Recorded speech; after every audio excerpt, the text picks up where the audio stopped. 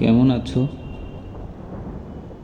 জানি এ প্রশ্নের জবাব আসবে খুব দ্রুত, শানিত তীরের ফলায় ভর করে।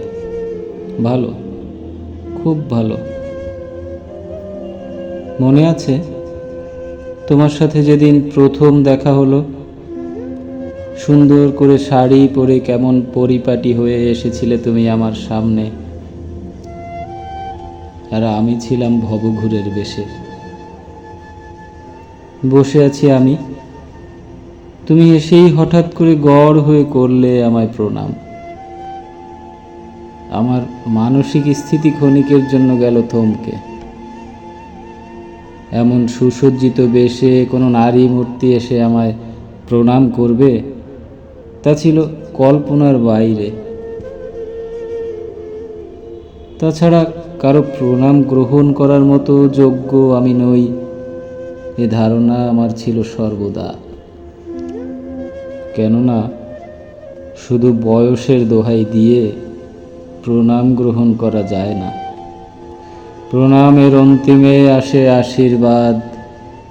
কি আশীর্বাদ করব আমি? কি বা আমার যোগ্যতা? প্রণাম শেষে উঠে বসলে তুমি আমার সামনে, মুখোমুখি। এইবার পড়ে গেলাম আসল বিপদের মুখে। একটা মানুষ সামনে এসে বসলে কিছু একটা বলতে হয়, এটাই তো ভদ্রতা। কিন্তু কি করে বলবো? দুনিয়ার সমস্ত তথ্য, সমস্ত উপাত্ত যেন মাথা থেকে এক নিমেষে গেল মুছে। বোকার মতো বায়ু ভর্তি একটা মাথা নিয়ে বসে রইলাম। ক্ষণিকের জন্য তোমার দিকে তাকিয়ে দেখলাম নত মুখে। তুমি হয়তো বসে আছো কোনো প্রশ্নের অপেক্ষায়।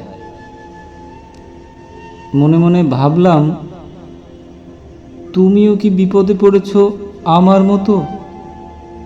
নাকি আমার এহেন অসহায়ত্ব কল্পনা করে অট্ট হাসিতে ফেটে পড়েছে তোমার অন্দরমহল?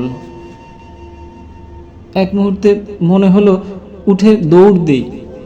এ বিপদ থেকে বাঁচার জন্য এছাড়া আর কোনো পথ নেই পৃথিবীতে।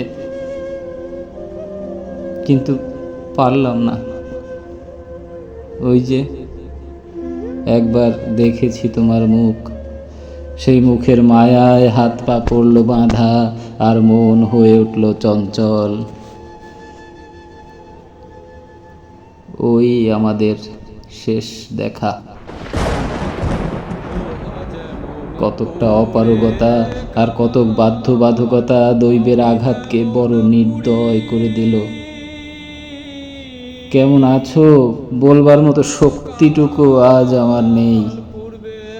হায় রে, সেদিন এ দুটো শব্দ যদি তোমায় বলতে পারতাম, হয়তো তুমি রাজ্যের লজ্জা ঘনিয়ে মুখে মৃদু স্বরে বলতে,